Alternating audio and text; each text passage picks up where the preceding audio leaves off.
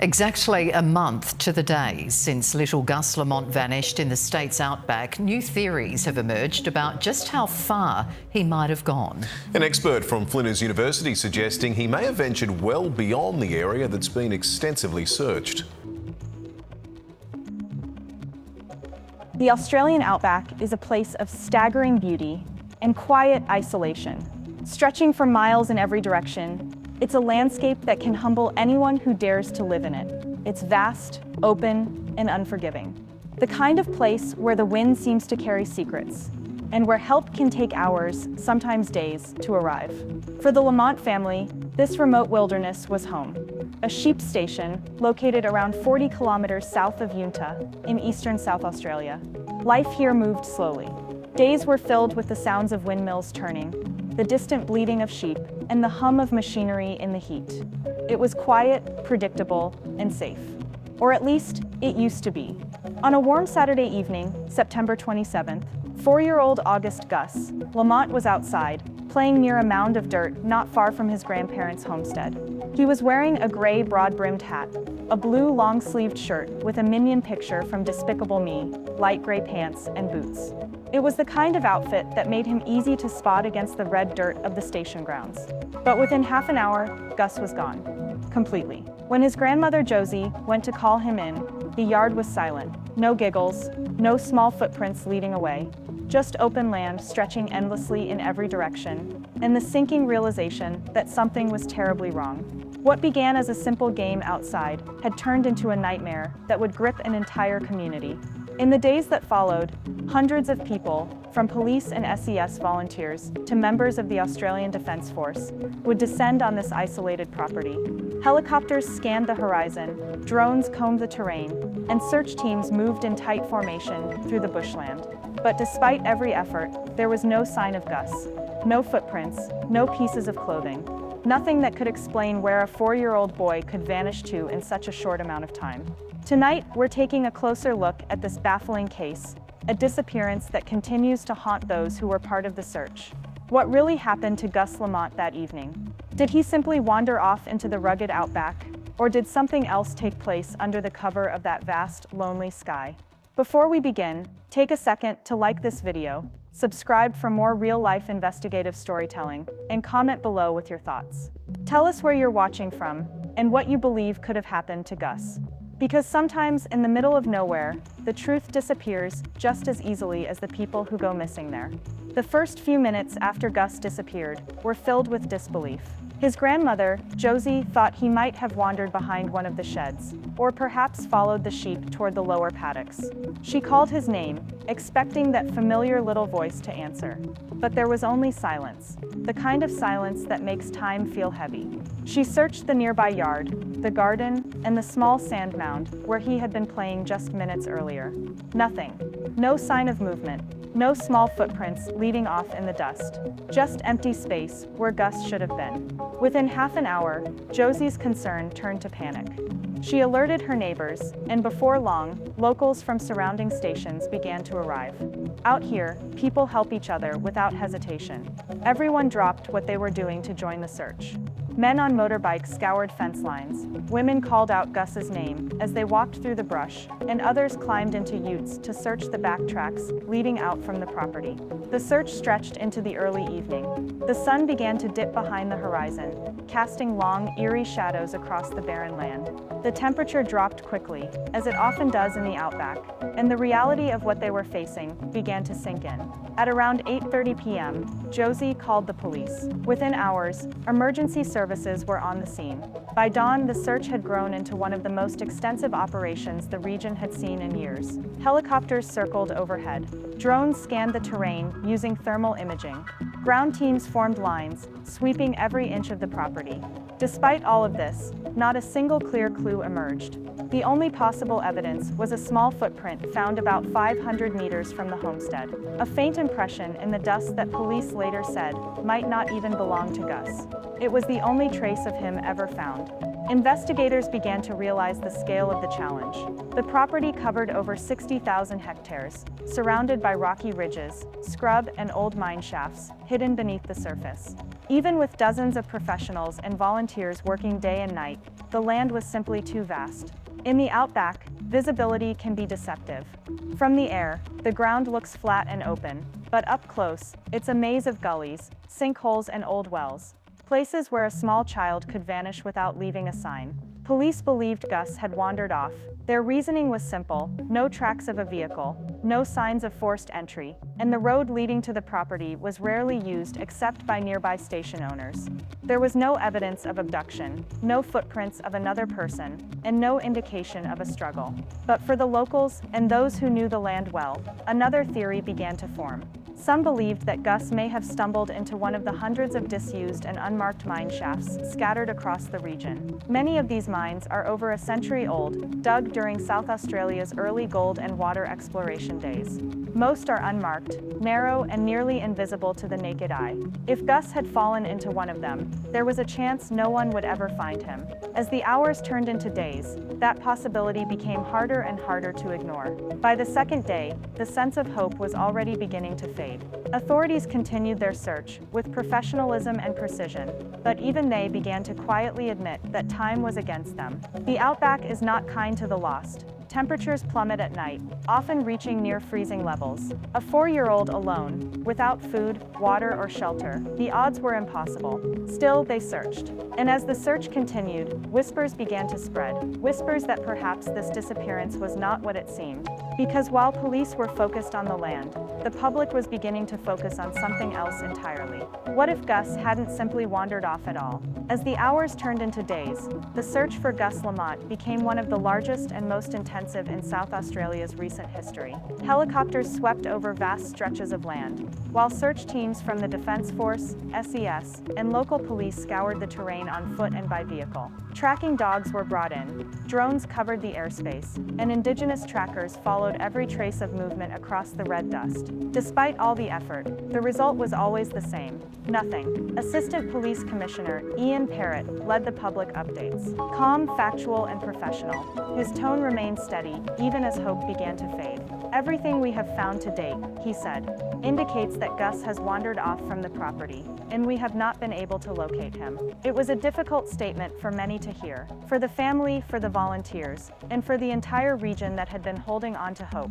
The police theory was simple, but heartbreaking. They believed Gus had simply wandered too far, lost his sense of direction, and succumbed to the harsh conditions of the outback. The cold nights, the rough ground, and the unforgiving distances, all of it working against a child so small. Scientific and professional advice confirmed what no one wanted to admit. A 4-year-old child, alone in such an environment, could not survive more than a few days. On October 3rd, after nearly a week of exhaustive searching, authorities made the devastating decision to scale back operations. What had once been a rescue mission was now officially classified as a recovery effort. While we have all been hoping for a miracle, Commissioner Parrott said, that miracle has not eventuated. Behind the scenes, the investigation continued. Police examined every piece of evidence, every statement, every possible lead. The family was interviewed repeatedly, and the property was searched again and again. But there were still no footprints, no clothing, no sign of struggle, and no clear indication of what direction Gus could have gone. The property itself was isolated, surrounded by miles of nothingness. The nearest road was rarely used,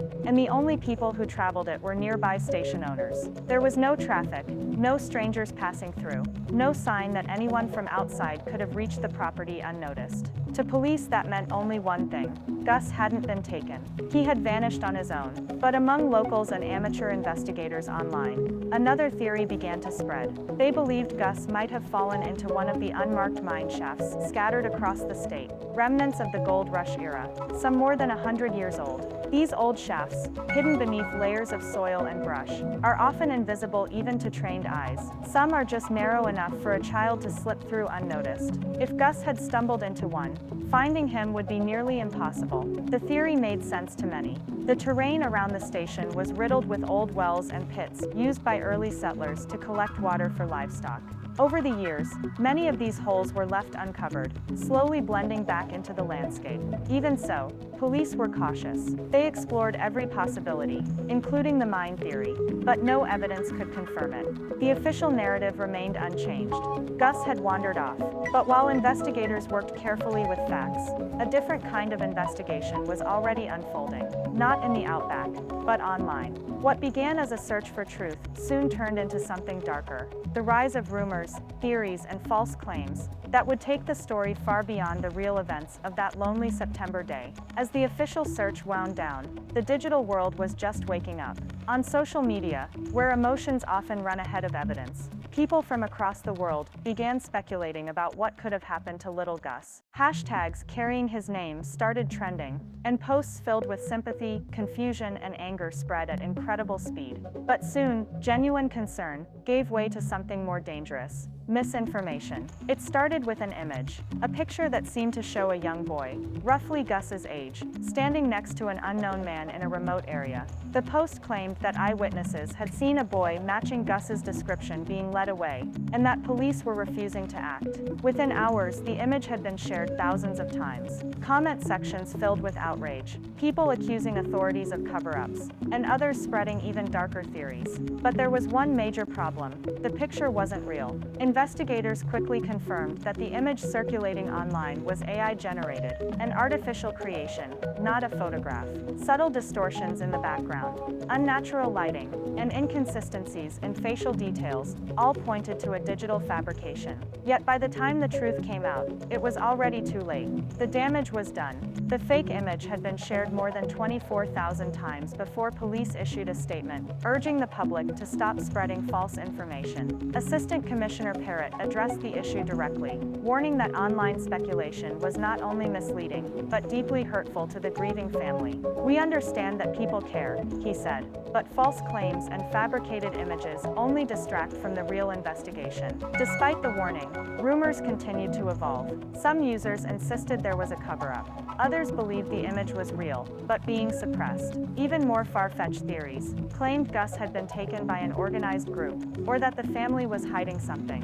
It was a perfect storm, a mixture of genuine empathy, digital manipulation, and the viral nature of social media. In the absence of new updates, people began creating their own answers. For the Lamont family, already enduring every parent's worst nightmare, these false stories only made things harder. They chose to remain mostly silent, trusting the official process, and avoiding public confrontation with the tide of online noise. What had started as a desperate, heartfelt search for a missing boy had become a spectacle of speculation. And somewhere in that noise, the real story, the real child, began to fade behind the headlines. But as misinformation spread, the police continued to work quietly behind the scenes, still chasing any genuine lead, no matter how faint. Their focus remained the same: to find Gus and to bring answers to his family. As the days dragged on, hope began to meet the harsh edge of reality. The South Australian outback, vast, rugged, and unforgiving, offered little mercy to anyone who strayed too far. Temperatures dropped sharply at night, falling to near freezing. Food and water were scarce. Even adults struggled to survive in such isolation. For a 4-year-old boy, those odds were unimaginably small. After nearly a week of exhaustive searching, on foot, by air, and with every available resource, the moment came that no one wanted to face. On October 3rd, police officially scaled back the operation, shifting it from a rescue mission to a recovery mission. It was a quiet announcement, but it carried a weight heavier than words. Assistant Police Commissioner Ian Parrott addressed the public, his tone steady but unmistakably somber. "While we've all been hoping for a miracle," he said, "that miracle has not eventuated. Despite every effort, and despite increasing our search intensity, we have found no sign of Gus. We are confident we've done absolutely everything we can within the search area." His words were simple, yet final. It was the official acknowledgement that Gus, after days alone in the outback, likely could not have survived. For the officers, SES volunteers, and Defense Force personnel, personnel, who had searched tirelessly. It was a crushing reality. Many had grown emotionally attached to the mission, to the idea that maybe, just maybe, the boy would be found huddled somewhere, cold but alive. For the family, the announcement shattered the last fragile thread of hope. The homestead, once buzzing with helicopters, trackers, and search teams, grew quiet again. The dust settled. The air became still. What remained was silence, an unanswered question. Police promised the community that even though the physical search was winding down, the investigation was not over. Every piece of evidence, every call, every new claim would still be followed. "We won't stop," Parrott assured the public. "We will continue to investigate and pursue any new lines of inquiry." But for many watching, the story had shifted. What began as a desperate race against time was now a somber search for truth and closure. The focus turned from "where is Gus" to what really happened out there. And as hope dimmed, theories, both reasonable and wild, began to fill the void once again. The South Australian outback, it's a place of stark beauty and silent peril. To outsiders, it looks endless, red earth, stretching to the horizon, broken only by dry shrubs, rock, and the faint shimmer of heat. But beneath that still surface lies a landscape that has claimed countless lives, even from those who thought they knew it best. For locals, the outback demands respect. It's not simply empty land. It's a labyrinth of hidden dangers. There are disused mine shafts, remnants from the gold and copper rushes, more than a century ago. Many are unmarked, forgotten holes in the ground, now covered by thin layers of soil or grass. From above, they blend perfectly into the terrain, silent traps for anyone who strays too close. There are also abandoned wells, dug decades ago to water livestock, now concealed by sand and time. Even experienced bushmen tread carefully here, knowing one wrong step could mean vanishing without a trace. Locals around Oak Park, the property where Gus went missing, have whispered the same fear since the beginning. Maybe he fell into one of the old shafts. It's a chilling thought, but one that fits the environment. Search teams and geological experts surveyed the region using maps and drones, identifying potential hazards. But in a place so vast, covering 60,000 hectares, no search can ever be truly complete. The land itself seems designed to conceal. And beyond the physical dangers, the outback brings something else: isolation. For a small child, even one few hundred meters could mean losing all sense of direction. No landmarks, no paths, just dust, wind, and silence. Police investigators acknowledged this grim possibility. Assistant Commissioner Parrott stated that all available evidence pointed to Gus having wandered off from the property. "Everything we've explored to date," he said, "indicates that, as best as we know, Gus left the area on his own, and we've not been able to locate him." For some, that explanation brought a measure of closure. For others, it raised more questions than it answered. How could a single set of small footprints lead nowhere? Why was there no trace, no clothing, no scent trail, no disturbance in the earth? In an environment so open and flat, shouldn't there have been something? Those questions lingered, echoing in the minds of everyone who had watched the search unfold.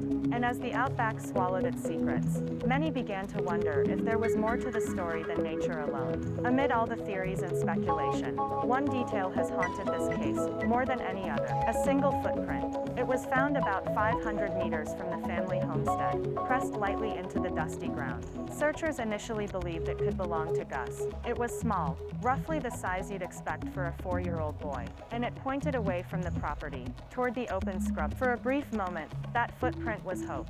Hope that he had simply wandered further than expected, and that they were on the right trail. But that hope faded almost as quickly as it appeared. Because despite teams retracing every inch of ground around that area, on foot, with dogs and even with drones, no other footprints were found. Not one. Experienced trackers were baffled. Aaron Stewart, a respected local tracker and former police officer, explained the issue simply. "You don't find one track," he said. "You find tracks." In other words, if Gus had walked in that direction, there should have been a second footprint, then a third, then dozens. But there wasn't. Just one. Police would later cast doubt on whether the print even belonged to Gus at all. It could have been old, it could have been someone else's, or it could have been shaped by the wind, a coincidence mistaken for evidence. For those searching, that realization was crushing. The one solid clue, the single mark in the dirt, might have been nothing more than a ghost impression in the soil, and yet it remained symbolic. That single footprint became the image of the entire case, a trace of innocence, swallowed by the vastness of the outback, a reminder of how fragile and fleeting physical evidence can be in a place ruled by wind and dust. As the days turned into weeks, and the desert winds erased even that single mark, one question began to grow louder. If Gus didn't leave a trail, could it mean he never left the property at all? Or was the land simply too powerful, too unforgiving, to ever give him back?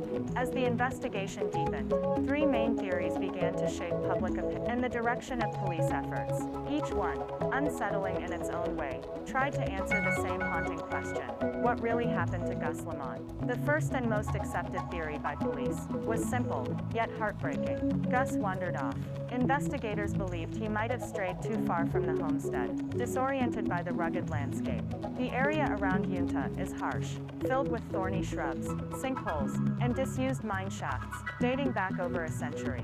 Many of these are unmarked, hidden beneath dust and brush, invisible until you're standing right on top of them. Locals pointed out that a child could easily stumble upon one of these abandoned shafts and vanish without a trace. That possibility terrified everyone, because if Gus had fallen into one of these mines, it would explain everything: the lack of tracks, the silence, and why no search team ever found. But as convincing as that theory sounded, there were others who weren't so sure. The second theory whispered among locals: an online sleuth was darker play. Some questioned whether the story of Gus wandering off made sense. Why was there such a long delay before police were called? Why had no one seen or heard anything unusual? And why was the only sign of him a single footprint that led nowhere? These doubts gave rise to suspicions that someone, perhaps unintentionally, might have caused his disappearance and then concealed him. Yet without evidence, the police could not treat the case as a crime. They maintained their position. There was no sign of abduction or violence, only a lost boy in impossible terrain. Then came the third theory, one that took on a life of its own online, that something else entirely had happened. This idea was fueled by viral posts, distorted claims, and even AI-generated images circulating on social media. One fake update claimed witnesses had seen a man with a boy, matching Gus's description. It spread across the internet, shared tens of thousands of times before police confirmed it was completely false. The harm, however, had already been done. These false stories blurred fact and fiction, creating confusion for investigators and emotional turmoil for Gus's family. And so, three competing ideas, an accident, foul play, or misinformation, now define the narrative around Gus's disappearance. But behind every theory lies the same unbearable truth. A 4-year-old child, full of life, simply vanished. And despite one of the largest search operations in South Australian history, no one can say what truly happened to him. By the 10th day, the mood across South Australia had shifted. What began as a desperate rescue mission was slowly turning into something far more painful: a search for answers, not survival. Search teams had combed through every inch of the 60,000-hectare property. They'd used helicopters, drones, thermal imaging, and ground units with dogs trained to detect human scent. But despite the massive scale of the operation, not a single new clue was found. It was as if Gus had simply vanished into the earth itself. Police and rescue personnel, who had worked around the clock, began facing an impossible reality. The weather conditions were unforgiving, scorching days and freezing nights, and experts advised that after so many days alone, the chances of a 4-year-old surviving in those conditions were tragically. On October 3rd, South Australian Assistant Police Commissioner Ian Parrott addressed the public. His words were calm, measured, but heavy with finality. While we've all been hoping for a miracle, he said, that miracle has not eventuated. We've done absolutely everything we can to locate Gus within the search area, but despite our best efforts, we have not been able to find. The announcement marked a heartbreaking shift, from a rescue mission to a recovery operation. Locals who had volunteered day and night to help were devastated.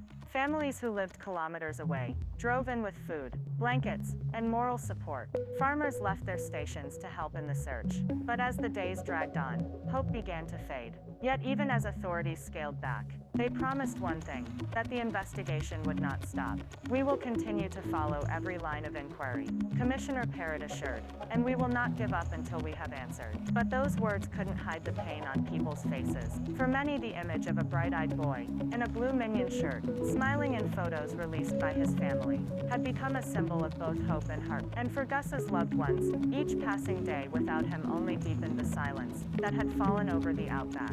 As the search for Gus continued, the internet took on a life of its own. What began as genuine concern quickly spiraled into chaos and misinformation. Within days of his disappearance, social media platforms were flooded with posts, theories, and claims. Some came from people desperate to help, others came from those chasing attention. And among them were images, photos that seemed to show Gus alive, standing beside an unknown man, far from the dusty plains of South Australia. At first glance, they looked real, clear, detailed, convincing.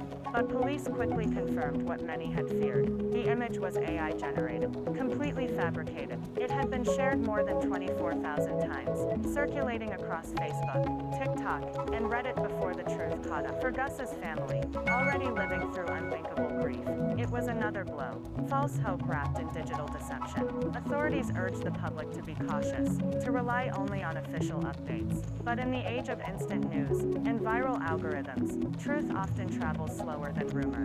Assistant Commissioner Parrott made it clear there have been no credible sightings of Gus. Any images or reports suggesting otherwise are false. Yet the damage was done. The AI-generated photos and the theories that followed distracted investigators, drained resources, and cast doubt on the real evidence they were working with. For the small outback community, it was a painful reminder of how easily fiction can mix with fact in times of crisis. And for the police, it was another obstacle in an already heartbreaking case, the fight to separate the truth about a missing boy from the lies that spread in his name. Because in the world of true crime, the hardest part isn't always finding the evidence. Sometimes, it's fighting through the noise to see what's real. As days turned into weeks, and hope began to fade, investigators and locals were left with one haunting question. What really happened to 4-year-old Gus Lamont? Despite the enormous search operation, not a single clear trace of him was found. No discarded clothing, no further footprints, no sign of struggle or abduction. Police maintained their leading theory, that Gus had wandered off from the property. Assistant Commissioner Parrott, every piece of information we've gathered indicates Gus left the property on his own, and we have simply been unable to locate him. It's a theory that fits with the landscape, vast, flat, and unforgiving. In such open terrain, a small child could vanish from sight in minutes. The area stretches for thousands of hectares, where the heat of the day and freezing temperatures at night can be fatal in hours. But not everyone agreed. Some locals believe Gus may have fallen into one of the countless disused mine shafts that litter the region. Relics from the gold rush era, and old livestock wells, many of which have never been properly sealed. Some are invisible to the naked eye, hidden by dust, shrubs, or collapsed soil. It's a chilling possibility, a fall so sudden and silent that no one nearby could have heard. If true, finding Gus might take months, or even years. Yet others quietly raise different questions. Could there be something else, something that hasn't yet been uncovered? A hidden truth within the family dynamic, or an event that's been overlooked? Police insist there is no evidence of foul, and officially, the case remains a missing person investigation, not a criminal one. Still, in the absence of answers, speculation thrives. Whether Gus wandered too far, fell into danger, or met a fate no one wants to imagine, the reality remains the same. A young child is missing in one of the harshest landscapes on Earth. And until new evidence is found, all anyone can do is hold on to theories and hope that somewhere, somehow, the truth will surface. Nearly a month has passed since 4-year-old Gus Lamont disappeared into the vast emptiness of the South Australian outback. Despite the massive search involving police, volunteers, the Defence Force, and tracking experts, there has been no sign of him. Not a footprint, not a clue, just an aching silence that stretches across the desert. The official search may have been scaled back, but for Gus's family, and for those who joined in the effort to find him, hope has not disappeared. It has simply changed shape, from the desperate belief that he might still be alive, to the quiet wish for answers, for closure, and for peace. This case reminds us how fragile life can be in remote places, and how quickly a mystery can become tangled with emotion, rumor, and misinformation. In the end, the truth may not come easily. It rarely does. But someone, somewhere, knows what happened to Gus. Until that truth is found, his story stands as both a tragedy and a warning of how even in the open land of the outback, a child can vanish without a trace. If you followed Gus's story, take a moment to share it. Keep his name alive. Somewhere, one small piece of information could still make all the difference. What do you think happened to Gus Lamont? Could he have wandered off into danger? Or is there something deeper hidden beneath this mystery? Let us know your thoughts in the comments. And if you want to see more real stories like this, carefully told and based only on verified facts, make sure to like this video, share it to spread awareness, and subscribe so you don't miss the next case. Thank you for watching, and remember, behind every headline is a human story. Gus's is one that Australia and the world will not soon forget.